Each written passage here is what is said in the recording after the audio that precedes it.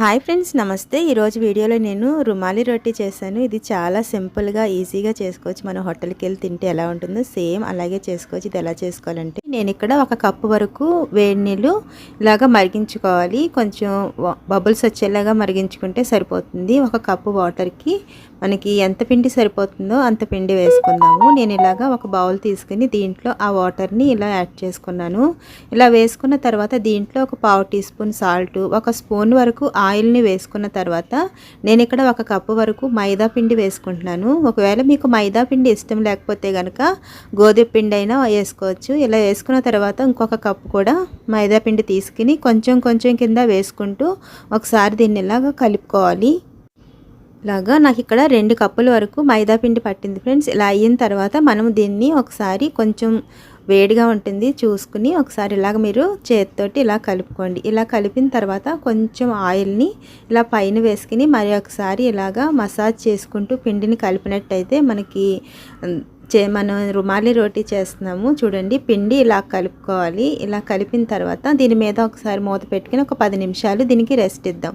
చూడండి, 10 నిమిషాల తర్వాత పిండి మంచిగా నానింది కదా. ఇప్పుడు ఒకసారి చేతిలోకి తీసుకుని మళ్ళీ ఒకసారి దీన్ని ఇలాగా కలుపుకోవాలి. కలిపిన తర్వాత నేను ఇలాగా చూడండి సిలిండ్రికల్ షేప్లో చేసుకుని మనకి అన్నీ ఒకటే సైజులో వచ్చేటట్టు కింద ఒకసారి ఇలాగా కట్ చేసుకోవాలి. వీటన్నిటిని ఇలా కట్ చేసుకున్న తర్వాత చూడండి అన్నీ సమాన సైజులో వస్తే బాగుంటుంది కదా. ఇలాగా ఒక బాల్స్ కింద చేసుకోండి. ఇలా బాల్స్ కింద ఒకసారి ఇలాగ మసాజ్ చేస్తూ చేసినట్టయితే మనకి చేసుకునేటప్పుడు మంచిగా ఇలాగా కొంచెం కొంచెం పిండి వేసుకుంటూ అలా కలుపుకోవాలి. చపాతీ పిండి కన్నా కొంచెం సాఫ్ట్గా ఉండాలి ఫ్రెండ్స్. ఎందుకంటే మనం ఇలా చేసేటప్పుడు మనకి ఇది చాలా పల్చగా వస్తుంది. నేను ఇప్పుడు దీన్ని రుమాలి రోటీ చేస్తున్నాను. పిల్లలు చాలా ఇష్టంగా తింటారు. అలాగే ఇది నాన్ వెజ్లోకి అయితే అసలు చాలా బాగుంటుంది. అలాగే పన్నీర్ కర్రీకి కూడా చాలా టేస్టీగా ఉంటుంది. చూడండి నేను ఎలా చూపిస్తున్నానో అలా చేసుకోండి. ఎంత పల్చగా ఉండాలంటే మన అరిచేయి యువతలకి ట్రాన్స్పరెంట్గా కనిపించాలి. అంత పల్చగా చేసుకోవాలి. చూడండి ఎంత పల్చగా ఉందో. ఒకవేళ మీకు ఇలా కూడా చేయడం వచ్చైతే ఇలా కూడా మనం ఆ చేతిలో నుంచి ఈ చేతిలోకి అలా వేసుకుంటూ ఉంటే దానికి అదే ఇలాగా సాగుతూ ఉంటుంది. ఇలా అయిన తర్వాత ఇప్పుడు మనము స్టవ్ మీద ప్యాన్ పెట్టుకోవాలి. స్టవ్ మీద ప్యాన్ పెట్టుకుని బాగా హీట్ అవనివ్వద్దు, మీడియం హీట్ అవ్వాలి. ఎందుకంటే ఇది మైదా పిండి కదా. గోధుమ పిండితో చేసుకున్నప్పుడు కూడా మీరు పిండి అనేది కొంచెం సాఫ్ట్గా కలుపుకోవాలి. అలా కలుపుకుంటే మాత్రమే ఇలాగ పల్చగా వస్తుంది.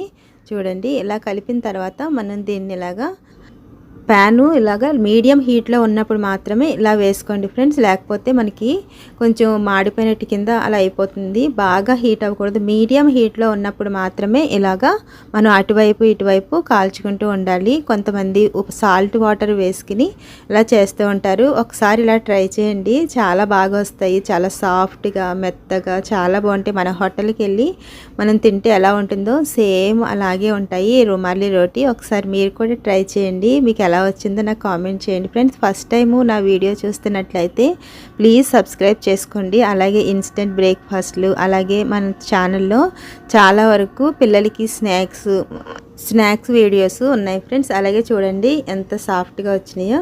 చూసారు కదా, చాలా పల్చగా చాలా బాగుంటాయి. ఒకసారి మేము సండే ఈవినింగ్ మటన్ కర్రీలోకి చేశాను నేను.